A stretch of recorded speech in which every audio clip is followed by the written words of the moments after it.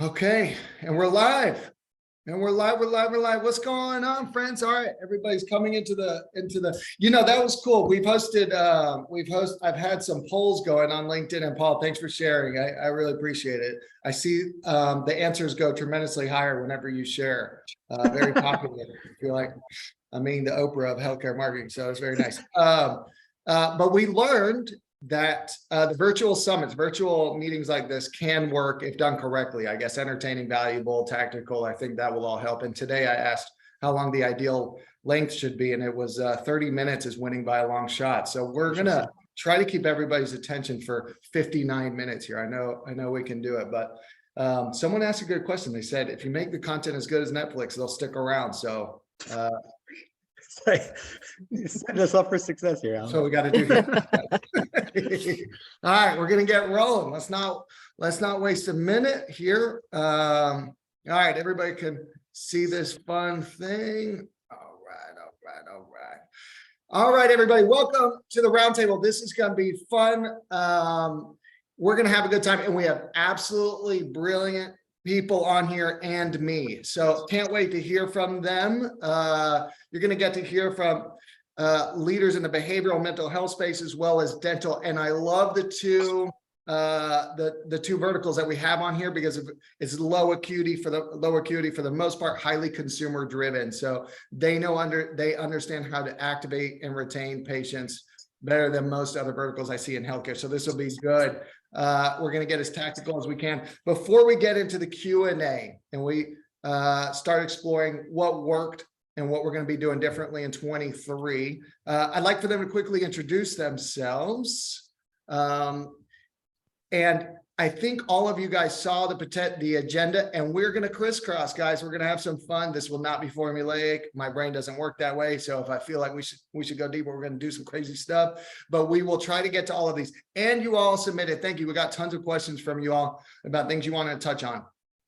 If we don't get to all of them, I'll ask them separately, and I'll get to you guys specifically with answers from our team or from our panelists, okay? We'll probably not be able to get to every question that we got. And we did get questions around provider recruitment. How can we help from the marketing side? How do we deal with house of brands and get comms out?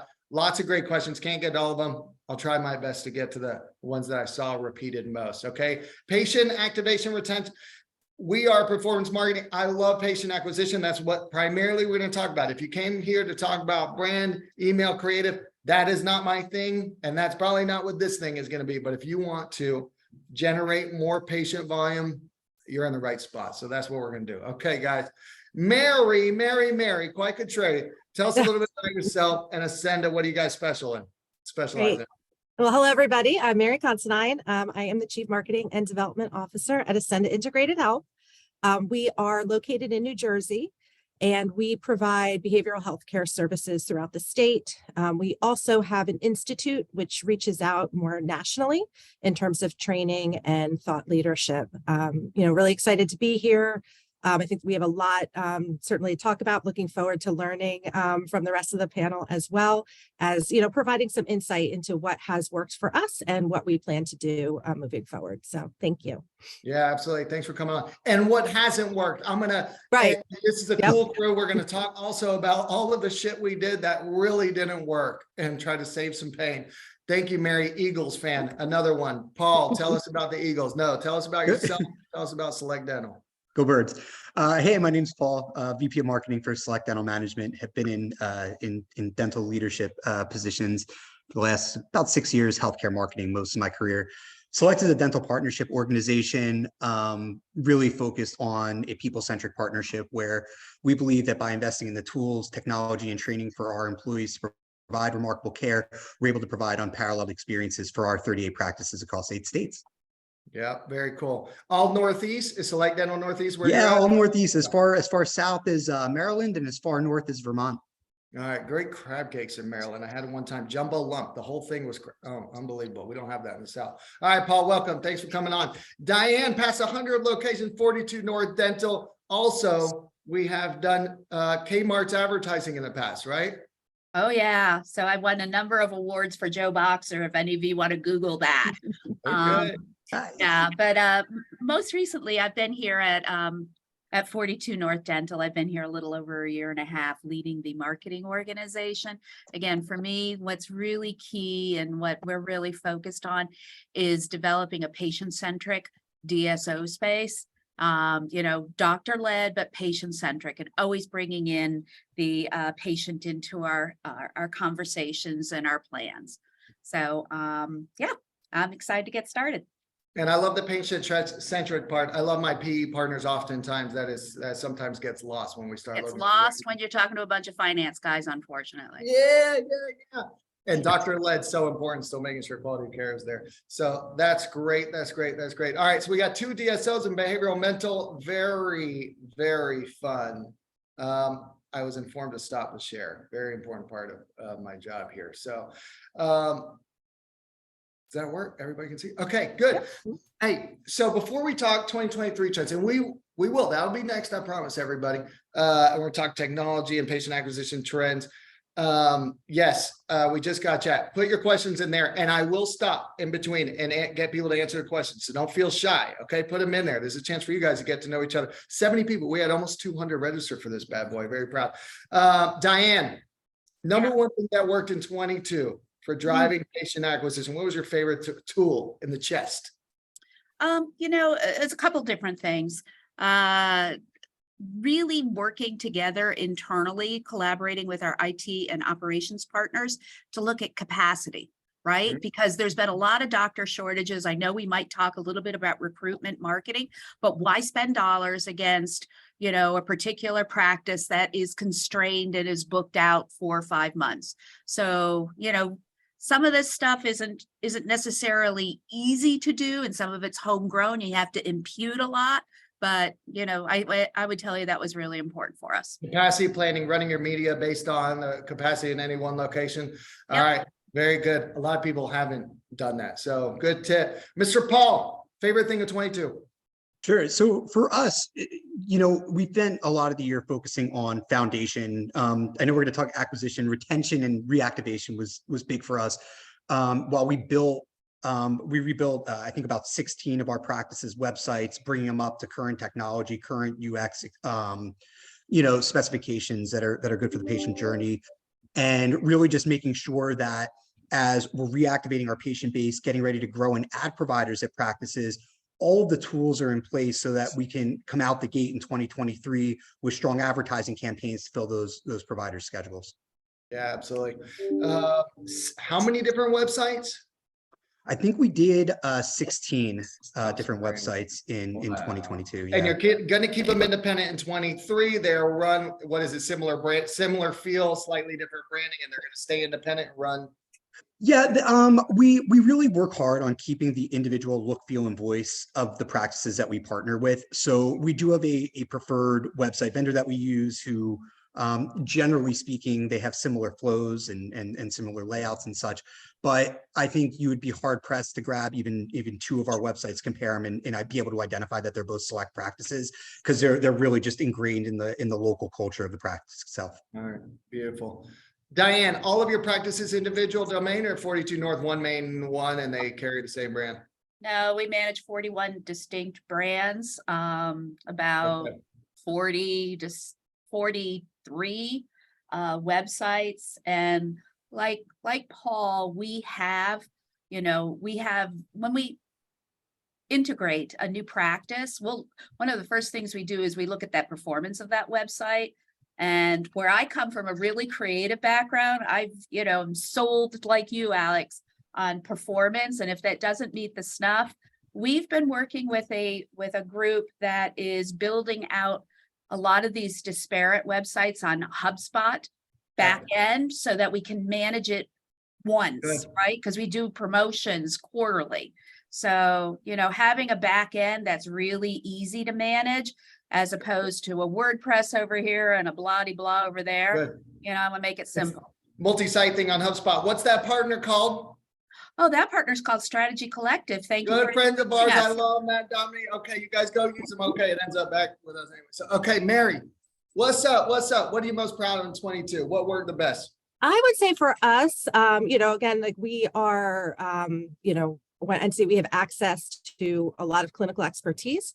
And I think for us, it was better leveraging the clinical expertise within our organization on all channels, like across all platforms, in infusing it in everything we do. And we had a huge amount of success with our mental health resource center, which is essentially our blog. And we've been able to do lots of different things with it, drive a lot of traffic there. And I'm proud to say a lot of our niche content, which was something that we did a little bit different, looking at those low competition keywords, kind of finding some things that are a little bit more niche, have been wildly successful. So that worked for us in 2022. We will continue that on moving forward. So it was a win. When did you redesign that site? That site is new, right? Was that redesign, replatform? Well, yeah, that section, absolutely. We've been kind of tinkering in there. Resources. Yeah. So it's been, but again, it's been something that's been successful. We weren't anticipating it, but as successful as it was. So again, we'll be doubling down again this year on that. And so you're saying the more niche content may not have a ton of volume, but it can drive leads, especially when it's really specific services. I also really love your sub nav. Acenda does something different. Mary does something kind of different than what I see. Instead of broken out into services, right when you land on Acenda's website, it's broken out into demographics, adult, children, families. I really like that. And then I go into my own UX. Guys, check it out. You want to know something cool? That I think is cool and different. So kudos on that. Let's talk about 23. Diane, what basket are you going to put more eggs into? It's interesting because I'm a big believer in spreading things and optimizing and not being maximalist, right? And so, we're going to continue to feed the SEO machine.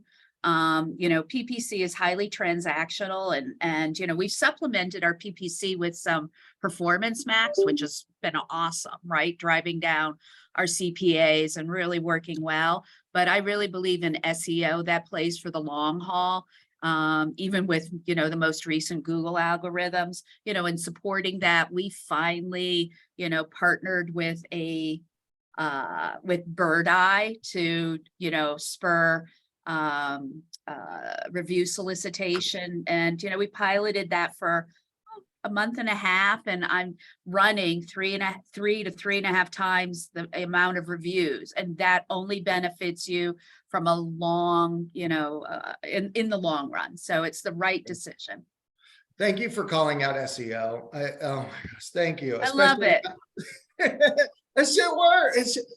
We get when you have a lot of low acuity and this PE backed, oftentimes we're looking at PPC at scales. It's what finance can understand best because it's this for that. But long term, and you got long-term SEO. Okay, so in technology investments, Bird Eye working really well for review gen. Good. Paul, what are we looking at doing more of, different of?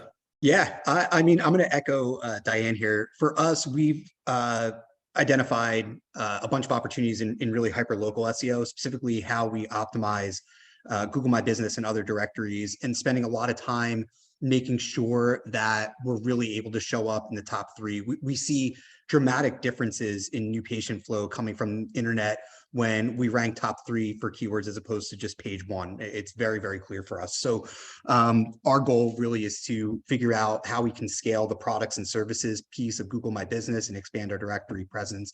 In addition, we're looking at using AI right now to help us with long form web content, which has been a really exciting thing. ChatGPT, we're going to talk about it. Well, we're using, so I'll shout out Jasper AI, who we use. And what's great is we have a great partner. Shout out to TNT Dental, who does a million different things for us. We'll work with them to have one of their healthcare content writers write something with like a high level of clinical expertise around individual services, but I can't afford to have them write it 38 times, right? So we're using Jasper to kind of take this really well-written piece of content and rework it so it avoids duplicate content penalties, but we can use that benefit of the well-written content at scale. Okay. Also, I would say too, for us, just on the PPC thing, we have been fortunate that the practices that we've worked with have not needed a ton of external advertising. Generally, our new patient flow is coming from patient referrals, which is awesome. But as we grow and have providers, to your point, something transactional like PPC is very important. And I think that in 2023, we're going to find ways to scale that. So already we've developed a campaign projection calculator with myself and our digital marketing specialist, Jose, so that when we understand that there are capacity needs, whether it's for hygiene or specialty services, we're able to use Google's keyword planner, throw it into our ROI calculator and say, yes, this is feasible for this practice and here are the expectations and here's what we need to get it live, or hey, the margins are thin on this one, we might have to look at something else. Paul, you're going to get like 18 requests for that forecasting planner here in a little bit. I think Yeah. Jose, y'all assigned a subscription revenue amount to it. Jose's about to make $1 million, I think. Okay. Very good. Very good. Okay. I want to hear more about the content. Mary, you also using Jasper or ChatGPT for content? Is that how we rolled out so much in your educational resources? Or? Yeah, I mean, definitely for topic and kind of some keyword search. I think, in the past, we've been nervous, certainly for kind of machine generated content. But as it is refined and getting better, it actually is, even if it's not 100%, it certainly gives our content writers a head start and really is a time saver. So we definitely will be leveraging, AI technology much more in the coming years or in the coming year. So, and again, it's going to be, may not be 100%, for us, but it's definitely going to add, a little bit of support. And as we are working with a smaller team and, having to do a lot more, it's definitely going to be one of those things that's going to be a huge assist. Yes. Alex, can I ask Mary a question? Yeah. So what does your editorial and approval process look like? I mean, certainly when writing about healthcare content, I'm not a clinician or a provider. So we have a number of different people that I tap kind of based on availability to review our stuff. But how are you getting like the clinical approvals and then taking like very complicated behavioral health topics and kind of making it approachable to a potential patient? Yeah, I mean, for our approval process, we actually have refined it to like one person. So we have one person who is a senior vice president. It's actually a very high level executive team member who has really kind of bought into our content and, is the one that kind of gives us the overall, yay or nay. We are lucky. We actually have one of our content writers who's been with the organization and who was actually more in the programming space prior to joining the marketing team. Gotcha. So again, a shout out to people who may not have marketing background, but have other relevant skills that they can bring. Here's somebody who's able to take very highly technical content and deliver it to an audience that may not, this may be the first time they're learning about something. So, we actually have that's kind of a secret weapon for us, but, certainly, oftentimes we'll have somebody like a reader from, another department. Hey, does this look, do you understand what this says? Because again, because we are working oftentimes with highly clinical staff, they're not noticing what may not be approachable content, for the end consumer. But yes, but we actually use Notion. We've customized our approval process through Notion. And, after trial and error with different platforms, that's the one that we kind of. What is Notion? Is that a project management thing like Asana or whatever? So that's right. Okay. That's good. Okay. Notion, Bird Eye, ChatGPT, Jasper, you're hearing some of the technologies. Mary, real quick, did you onboard Salesforce CRM last year? We did that a couple of years ago. Yes. Okay. Yep. All right. Have you integrated that with a marketing platform? So you're getting like, they came in from search keyword level stuff, or what do you use it for? Yes. And so again, it's been a slow process and don't be, I think for us, when you invest in this piece of technology, you think all of a sudden it's just going to be working at this high level and making dreams come true. That's not necessarily what happens. Yeah. So a lot of trial and error, but we're definitely on a much more customized path in terms of, the journeys of, where we see people want them to go. We're able to deliver much more customized content to them, email, any type of communication than we were in the past. But again, it's a slow process, but it's much better. And again, being able to implement that has been another time saver for us and has helped us to be much more successful in terms of, email readership and, all those great things, which sometimes tend to flop. Staying top of mind with existing patients, getting them better care on an ongoing basis and getting them back in and reminding them to tell their friends. We focus so much on the first time activation and forget about reactivation so much in our business. It's always about getting the next patient instead of just getting the ones we've had back in more. And Paul, I know you're excited about that. We'll get to that in a second. Diane, you spoke about SEO. And we have a question from Jill on SEO. Can you get more granular on where you spend your time, effort, and dollars, and where you see the most ROI? Maps or organic listings, location, service page? Where do you, when you look at SEO and you say this is how we'll be most effective, what do you look at first? So a couple of different things, obviously where you rank on the page is really important, but maps is super important. We're in a local business. We provide a local service, right? And I would tell you that's where I want to be primarily. Yeah. And what's the number one thing to drive visibility? And there's a quantity, quality of reviews, and that's the bird eye thing. Is that? So bird eye is going to help with that because it's definitely going to power, the local community saying this is the place to go, right? So, it's all accretive. It's all building blocks to that. Creative. I'm going to start using that word more. I like that. I love that word. Impute and accretive. I pull it out once in a while to make myself sound smart. Dictionary. All right. Very fun, guys. We're learning. Have we seen any changes in patient or consumer demand this year? We've got all these layoffs from Salesforce, by the way, which uses that. Alex, I'm going to interrupt you. You were talking a little bit about retaining patients and everything. Yeah. And I'm new to the dental space. And, I was kind of smacked upside the head about, it's all about the new patients. Well, within my first 2 months that I arrived here, and this was, during COVID last year. So I was looking at my active patient files and the churn that we were having and the decrease that was there in the active patient file. I come from retail, right? So we talk about something that's called a close rate. And if many of your participants on the call think about, treatment planning as a close rate, you have so much available in your active patient file. 100%. So it's about recall, it's about reactivation, because a lot of people delay care, and going into this recessive environment that you started to talk about, that is going to be extraordinarily important because January is generally a good month, and so is March. Benefits reset this month. A lot of FSAs ran out in December and also run out in March, depending on the employer. Those are really good months to be in front of our patients with that message. You've been putting off treatment, or you've been putting off, doing Invisalign or whatever. That's the big opportunity, at this first half of the year. Yeah, you're all about it too, Paul. What's your number one?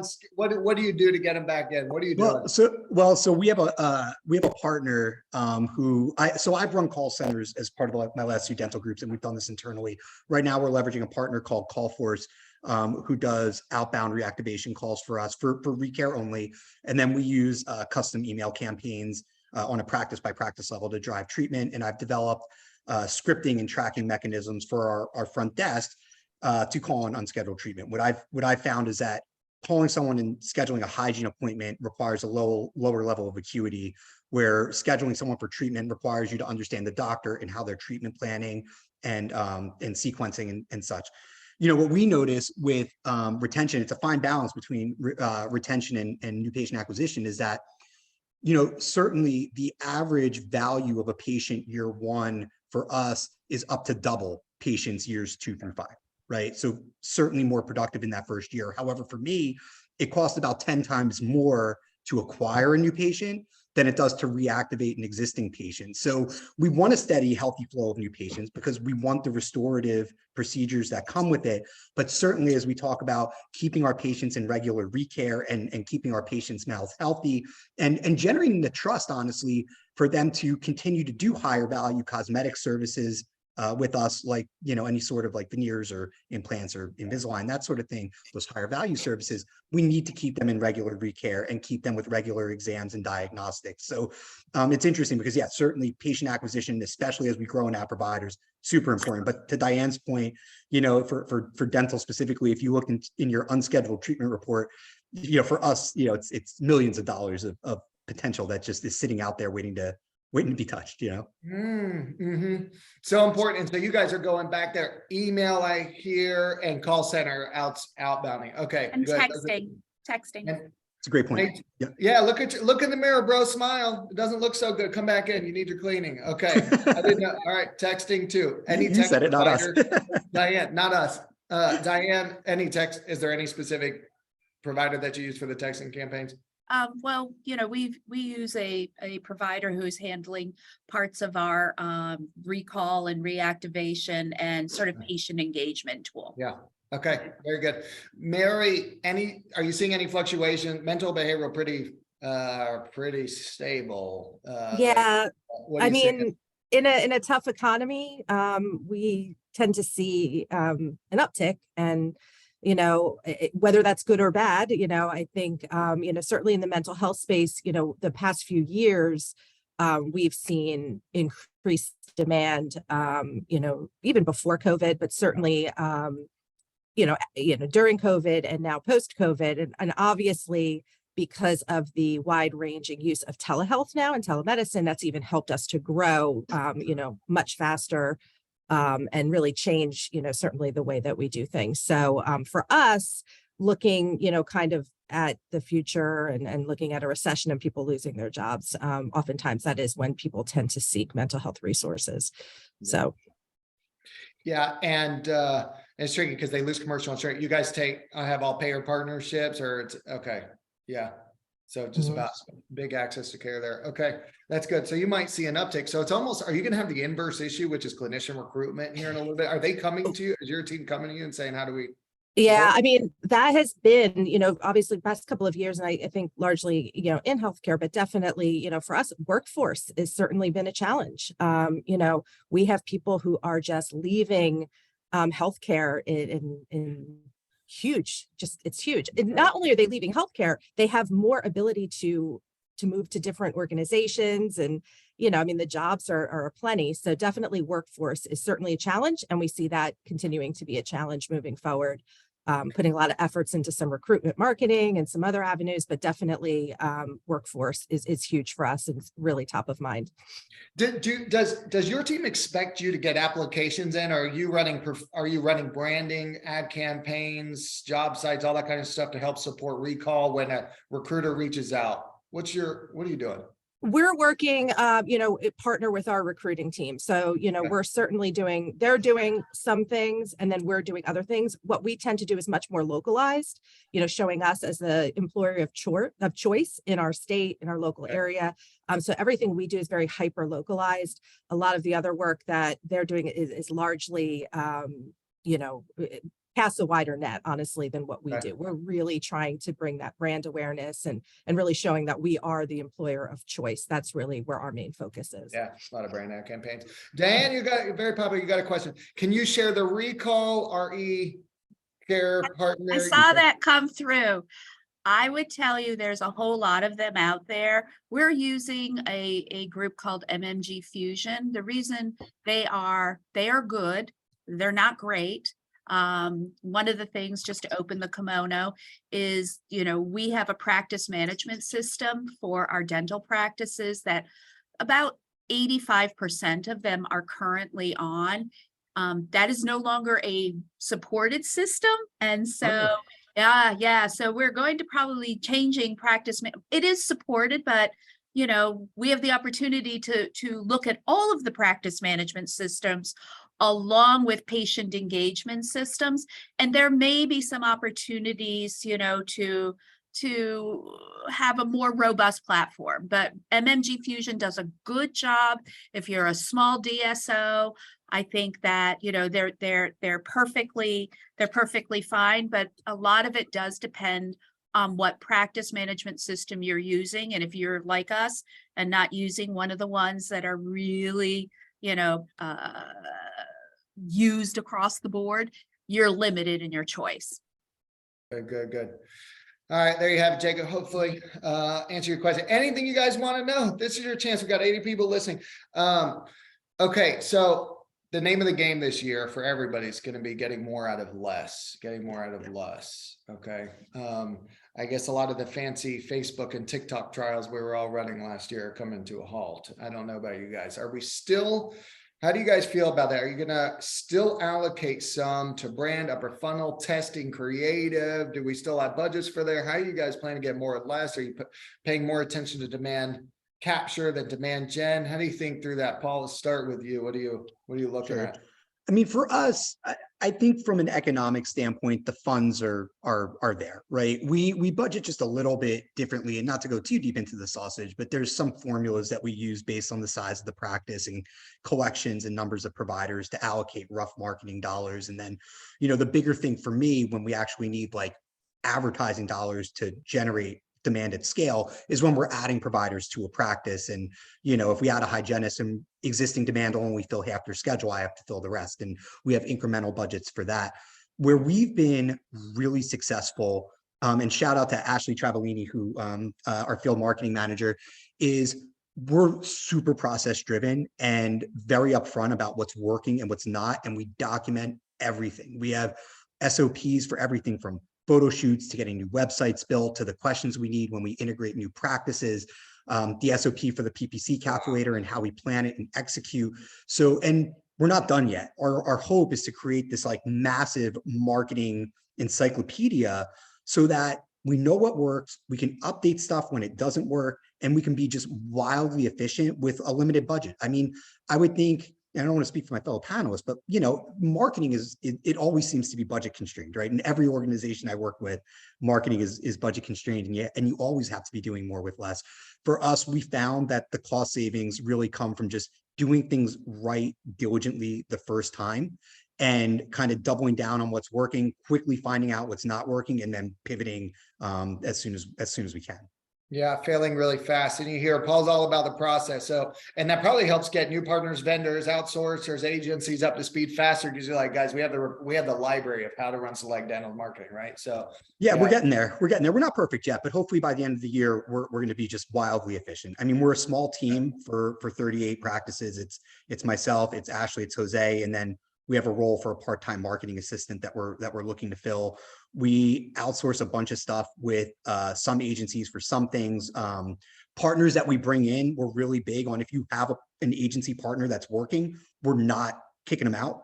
If it's working, our job is to add value and see if we can optimize it, but it's certainly not to be disruptive to any existing relationships. And then I have a great team, a fantastic team of creative freelancers that allow us to do a lot of really good, compelling creative at very reasonable cost. That's good. Upwork.com.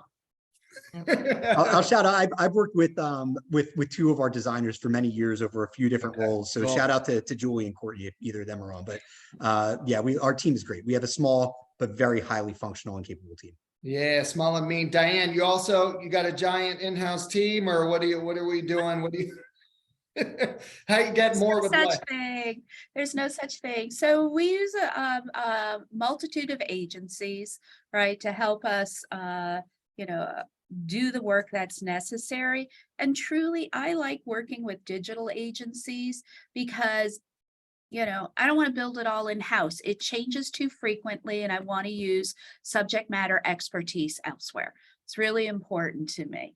I would tell you that, again, using those agencies and working with a really, scrappy, dynamic team, we've got a lot of processes, we've got a lot of, goals that we expect to hit.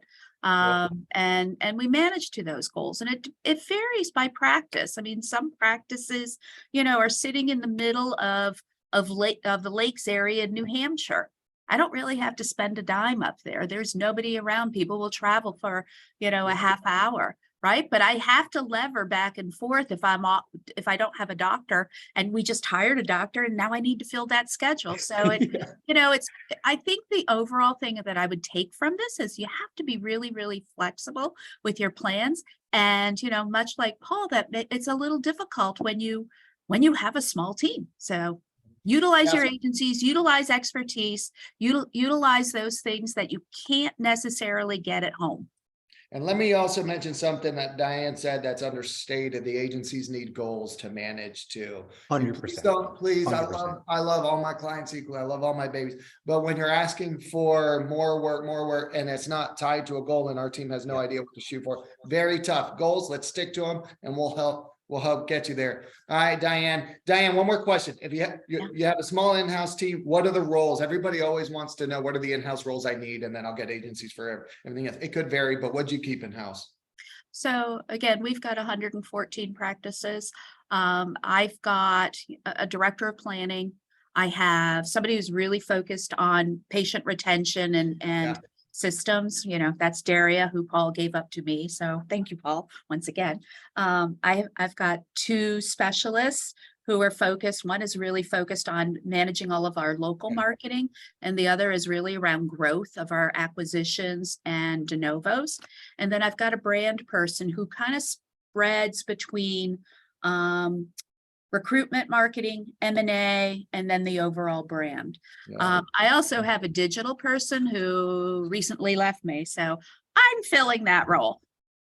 Oh, guys, 77 people just all applied to you. Okay, very good. Y'all heard it here. Mary, I've got a question for everyone. I'm coming to you with it. What's your social media focus, platforms, percentage of dollars, outsource or in-house, TikTok or not? I just added that in there. How you feeling about social ads, organic? What are you going to do in 23? I mean, I think we're probably going to do the same in terms of social ads. We are not TikTok, much to the displeasure of our digital marketing specialist, who keeps constantly trying to get us on TikTok. And I think there's a real value to it, particularly, in our space. I just want to make sure I'm a planning person, and, and of course I'm like out of the TikTok demo. So it's taken me a little bit longer, I think, to be like, all right, maybe this is right for us. But I don't think we're going to do much in terms of changes. For us, we do, we're most successful on Facebook and LinkedIn. And LinkedIn was a very big surprise for us as far as our success, but we really kind of try to focus our content on workplace dynamics, workplace behavioral health and wellness. And so that really has been a success for us. Very different from others. But yeah, I don't think we're do much in terms of changing, but you may see us on TikTok this year. I would say, I hope Zach's not watching, but the possibility. Zach's gonna hold you to it. I'm getting a text right now. No. But I am curious to see what others are doing, because I know that was one area we weren't looking to change for this upcoming year. So curious to see what others are doing. Paul, Diane, anybody TikToking, Facebook adding, having successful with activation or demand? How do you see it right now, Paul? It's just like a awareness thing. Yeah, our goal in 2023 is to find a way to make social more scalable. Ashley does a great job each month producing marketing kits for our practices with evergreen, educational content. But we don't get good feedback in terms of reporting or anything like that, because it's all being done 38 different times, maybe, right? Shockingly, for a guy whose background is digital marketing, and I ran social media for a healthcare system for a number of years, I am not bullish on it for our industry. I think it has a place and it's valuable for patient education and to stay top of mind. And I think the ads platform has a place for certain specialty. But I think when it comes to generating new patients at scale, there are other channels that, at least for me, have proven to be more successful. So maybe foolishly so, we don't spend a whole lot of time or resources on organic or paid social media. It's more on a case-by-case basis if we feel like that tactic fits within the broader marketing plan for the practice. I will say separately, though, I do work closely with our director of talent acquisition, Daniela, with LinkedIn and recruitment branding. And there's a lot in 2023 that we would like to do there. Again, a little bit resource constrained, but I think we're at one place in social I am bullish is how we tell our brand story. And I think LinkedIn has proven to be an engaging channel for us, and a channel where we're able to grow our audience relatively quickly, but need to really focus on the content plan and how we maximize those opportunities. You guys are using LinkedIn for clinician awareness, and is it mid-levels, behavioral therapy, the actual therapist? What are we what do you guys see in success? Which job level? It's not MDs and then is it? Some, right? They're Anywhere on where there? they're active. So Good. I would Okay. say the amount of applications for general dentists that I see coming through LinkedIn is probably limited. However, we're also not necessarily using it as the channel to capture the applications right now. We use our website, we use Indeed, Glassdoor, the other things. I think for us, we're using it as a mechanism to tell our story in a little more long form, show the culture. We're really proud of our culture and team engagement metrics. And I think that we have an opportunity in 2023 to better tell our story and show the value of our culture to prospective employees. I almost don't know where to take the social stuff. Like, how do y'all see it? There's just so much capture out there that we can go get. It's not worth trying to figure out demand gen yet, upper funnel, all the Facebook. Mary, Diane, how do you feel about it? We got a question for Paul. Actually, anybody can answer. Social, any programmatic display, like, do y'all even factor in 10, 20%? Do you iterate? It's just too far down the future. What do y'all think? Everyone wants to know. We are getting ready to trial an addressable marketing program that I'm very bullish with. They talk an amazing game. We'll see if results are there, and I'll report back. But if the program works out the way it does, not only will we have addressable digital display, which I'm happy to spend on if we can track results, but along with email marketing, direct mail, potentially OTT and streaming for practices that have video assets. And the fact is, if it's addressable and we're able to see from new patient files versus the control group that this media mix that this third party is delivering is profitable and meeting KPIs, then I think I would be happy to divert a lot of our, kind of higher funnel spend in practices down to this kind of multi-channel addressable marketing, which for this particular provider, USA Data, is a lot of programmatic digital display. Hard to track, and that's where everybody's getting hung up. Hard to track SEO and search, and even direct mail works wonderfully, especially for you guys in DSOs. And LinkedIn for patient acquisition, no. Sakib, I don't know. I don't think that's no LinkedIn for patient acquisition. That's provider stuff, I would think. Diane, when you guys are acquiring so many, did you say you have someone you have someone at de novo? Do you also have someone that works with the acquired practices? How do you The same person. So that's my growth person, right? Great. And, again, the job function is really about integrating those practices, really deep diving on what they do and what they have been doing, partnering with the integrations team. And then sort of, so many of these particular, acquisition or affiliations come to us, we discovered one last year that joined us that had 2 different websites. They didn't know they were paying for 2 websites. I mean, seriously, it's mind blowing. So it's kind of like, listen, I know you love your pretty website, but it performs really, really badly. So, you have an ugly baby. Let's redo this baby. It might not be as pretty, but it will definitely perform. And we have to work on them trusting us. And she's really good at developing those relationships. That's great. Yeah. But I would go back to the social question. Yeah. We talk about it from a resource and we don't think it's necessarily right for the business. I would tell you that, and again, this comes from, years in retail, you got to talk to the audience, right? And, I'm so not a TikTok generation, but, there's an audience out there who needs dental care. So we got to figure out a way to show up, right? And show up in the right way. You think about, like, I don't have to worry about it because it's their moms right now, but every kid does their homework with Alexa. Like, what's the answer, right? So you got to have voice search, right? And so, today I'm not doing it. We don't have the resources, but what does it look like? Good point. I didn't even think about that. Voice search was so in vogue a couple of years ago, and then I just dropped it. I figured they were fine. I don't know how. But you watch your kids. Watch your kids. Yeah, and I watch my wife. Shit shows up at the door every day, and she never went to Google. Right? It's influencers, mom, friends, everything. And socials. I think the way we discover new things is not going to be us going to Google in 5 years for 80% of it. I think it'll Correct. exist. It'll be 25%, 30%. Oh, don't Google. I hope you're not on here. But I think it's going to be much more predictive.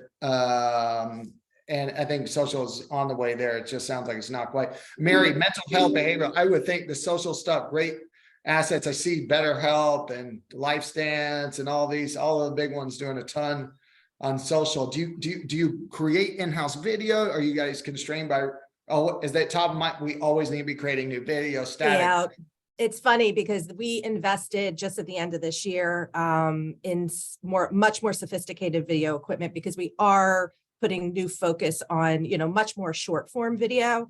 And so we had okay equipment, but we have the talent, and we were lucky enough to have the talent in-house, although we were outsourcing a lot of our video. So we made a pretty large investment at the end of this year, because that is something, for us, that's, obviously very important, and video is kind of where it's at. And, so we'll see. We made the investment, we have the talent.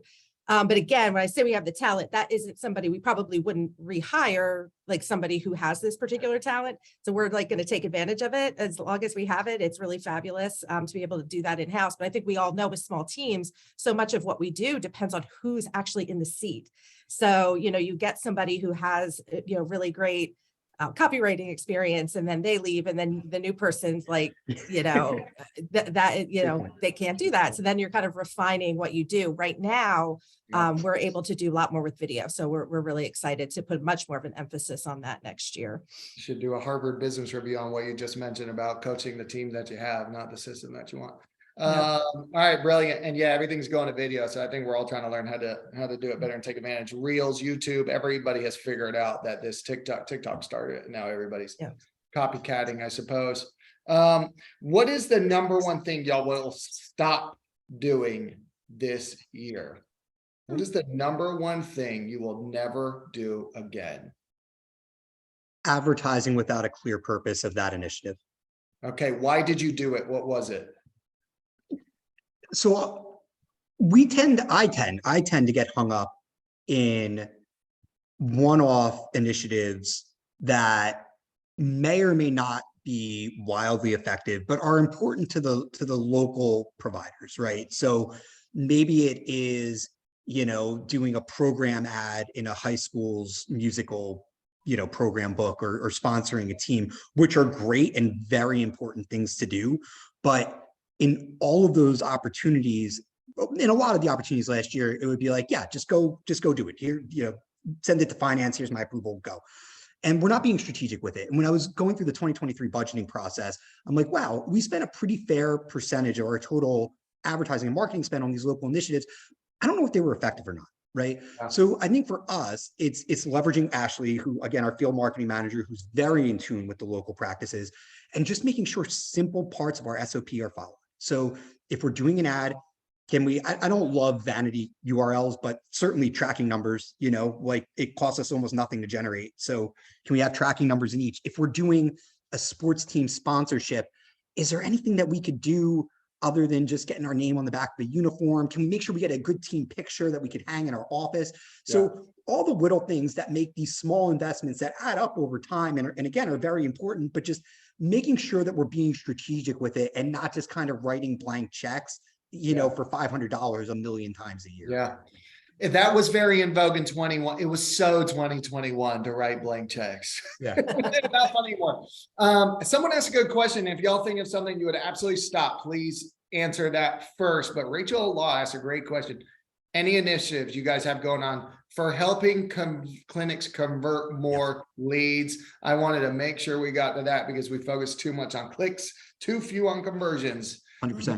Diane, anything big there we're doing to help clinics convert leads? It can be, I guess, on the website side or call center, anything that comes to mind. Yeah, so it's a super question. And I would tell you that's the one that keeps me up at night because, conversions are a problem. And you know what? I can talk to agencies all day long about driving more leads, but it's going to waste. And so we're testing, a call center for our de novos, right? And so we start advertising a de novo, 6 to 8 weeks out, starting to build, but I want conversions, right? And I don't want to wait and have somebody have a burner phone and try and book. I don't want to do that anymore. So we're trying a call center. Unfortunately, we operate a number of different brands. So we haven't wrapped our brains around the call center. I really would like one. But the other thing we've done is we've built online schedulers. I am not a millennial, but seriously, I don't want to pick up a phone and call anybody ever. 100%. So I want to schedule online. And so if you don't have an online schedule or a plan to get there, or HIPAA compliant forms, I noticed a chat around HIPAA, having a HIPAA compliant form to sign up with, those are the kinds of things to drive more conversions is really, really important. Yeah, absolutely. And make sure the online schedule is actually integrated with your PMS. Yeah. We'll call you back if there's time. Mary, anything that comes to mind when you think of new initiatives, HIPAA, is there anything that has stopped, HIPAA has stopped? Because we did get a question on that, or oh, I wish we could have done this with Facebook, and we can't. Anything that comes to mind? Yeah, I mean, we've been pretty lucky. I mean, we have a pretty solid risk and compliance team here. So, we just work in partnership with them. So we don't necessarily have to certainly be the experts all the time. But, I mean, we're able to do a lot, in the beginning, years ago, it was very challenging to do anything, online because of HIPAA, and there really weren't the limitations. It was just that a lot of people weren't doing it. So there was a lot of fear. But now, certainly it is very different. And, again, it's something we work very closely with our compliance team on to ensure that, everything we do, every platform we're on, every third party we use, we're not going to have any issues there. Yeah. Fun working with compliance, our favorite people, right? Okay. We got a lot of questions around this, and we have a webinar on this topic because we only work with multi-site groups. But we got a question. I don't know if this will apply to you, but several were around this. They have multiple site locations. Each site has developed a brand unique domain, locally targeted based on the unique brand. They're interested in switching to one domain, but want to keep the unique identities, one domain, multiple brands. Possible to do it? Bad idea. What do y'all think? I don't know from an SEO standpoint if I would think the way to do it would have a unique subdomain for each brand and then have locations under that subdomain. I don't know, and Alex, you and your SEO team might be able to opine on this better. I don't know if having it all under one domain from an SEO standpoint is helpful or hurtful. And if you have to worry, I guess then at that point on subdomains, you don't have to worry as much about duplicate content issues. But that for sure, I'm sure would be a challenge. I guess the benefit there, though, is that if layouts are the same and you're able to optimize towards layouts for user experience and conversion, and then can make the change once to affect all your locations, there's probably huge economies of scale there and huge amounts of data that couldn't be normalized for us, 38 different websites. So I would that's where I would hire an expert like Alex or his team to say, hey, if we're going to do this, here's the way to do this appropriately. Yeah, his team, not Alex. Yeah. Not the expert. Subdomains I don't really like. They don't pass no SEO value on, but yeah, it keeps it on the thing. So keep them all unique. It's just a pain in the ass. Y'all are dealing with it. 40 different websites. And blah, you have to go to the provider, half owner there and get their approval and make them look the same. And the SEO contracts and the WordPress contracts just keep multiplying because you need something on every one of them. So kind of pain in the butt. Mary, anything you'll stop doing in 23 just doesn't work? I mean, I think from us, we have set goals, set plans, we're always ready to pivot, but, sometimes mid-year, I think everybody gets a little antsy to super pivot.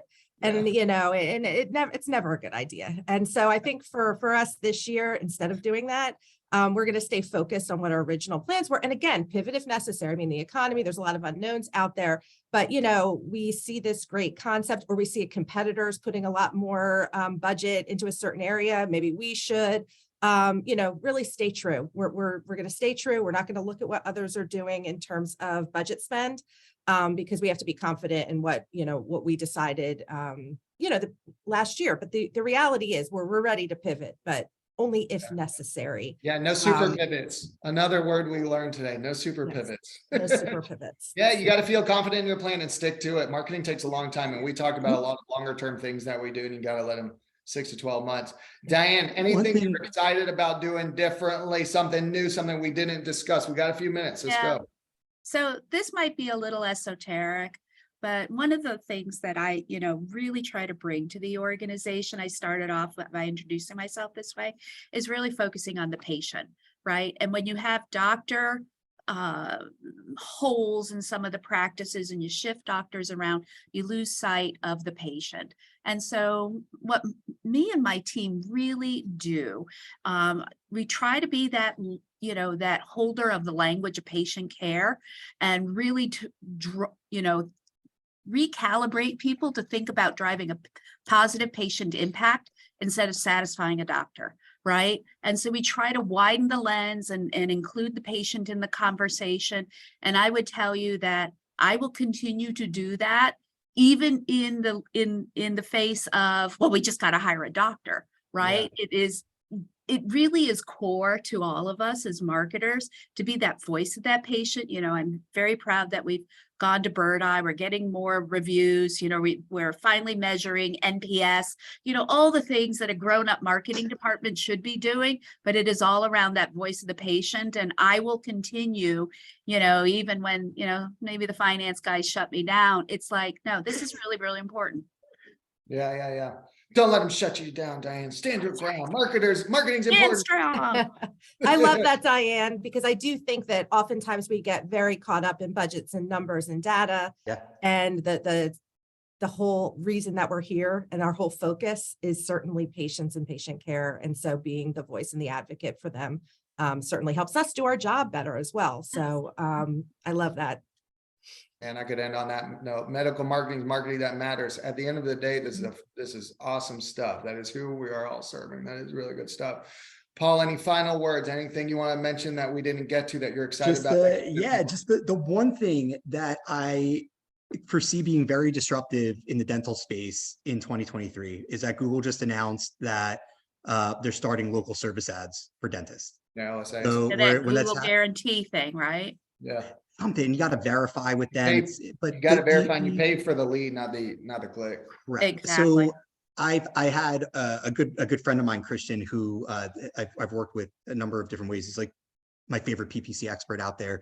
And he came to an app and he said, look, when we've seen this in other industries, it's going to get crowded. Search share is going to go down, cost per click is going to go up, cost per conversion is likely going to go up. So start thinking now about not just optimizing against keywords and bid strategy, but really focusing on differentiating in creative and building incredible landing page experiences to convert, because you're going to pay more for that visitor. And if you want your ROI to stay within the range that you've established, you got to start making the changes now. So I've been looking at that over the last few days, and that's been what's keeping me up at night. Is we look at PPC as something, Alex, as you mentioned, that's transactional and that we can kind of flip on and off, and ideally we can scale. But local search ads for dentists is something that could throw a wrench in that for sure. Y'all go talk to your home service, your HVAC owners and lawyers. They've been in it for a while, and they know the game all too well. Creative, bigger. We used to change ad copy and just run bid strategies, and that was the biggest lever to getting a great lead cost. I just don't. It's not the present. It's not going to be the future. Now it's the creative. Landing page copy is still important, and how evocative things are. So, creative. CRO, conversion rate optimization. You guys start running tests, get familiar, build your creative assets as much as you can, because everybody else is about to. Diane, Mary, anything else? Anything else you want to let anybody know? Great. Very good. What's that? No, this was great. I mean, I took copious notes. So I love holder of the language of patient care. I wrote that down. I love that. That was great, Diane. Impugn. Also, I had one other question for Diane. When you worked at Kmart, did you work on the "I shipped my pants"? I worked on the Joe Boxer ad. Oh, okay. I remember So all in the same vein, right? So the Joe Boxer with the jingle bells. Yeah. Hmm. Those are good. Those are great, memorable campaigns. Yep. And it's funny because Absolutely. 8 years later. I am on TikTok, right? And maybe embarrassingly so, but it's so cool to see like ads from like 5-10 years ago that are like being positioned as like nostalgic, but boy, man, they got staying power. You remember the ads, you know? Yeah. I really strive at some point in my career to create something so memorable. I mean, it's great. Yeah. Very good. It's possible in the healthcare space. We can all do it. We have to play so safe so much of the time, but it's going to be, we got to stand out. We got to stand out. I look Right. forward to you shipping your dental pants or something like that, Paul. You're gonna see that tomorrow. Diane, Paul, Mary, thank you so much. Guys, we have the questions. This is recorded. Every one of these questions, I will get them out. I'll have our team try it at it first. I'll get with the panelists if there's still something. If you have something specific, find them on LinkedIn. You got the name here. They're incredibly responsive and helpful. This was the most fun I've had this year. Thank you three so much for teaching me. And Love our Paul. accretive and super pivots are my buzzwords for this quarter. I love it. All right. Thank y'all. I hope everybody enjoyed the show. Let's get back to doing great work and get more patients healthy. Okay. Thank y'all. Thanks, Bye. guys. Thanks, See ya. everybody. Let's see if this ends. That's it. All right. Bye. Thank you. See y'all, homies. Bye. Anything, just reach Thank you. out. Thank you. Bye. Thank you. See ya.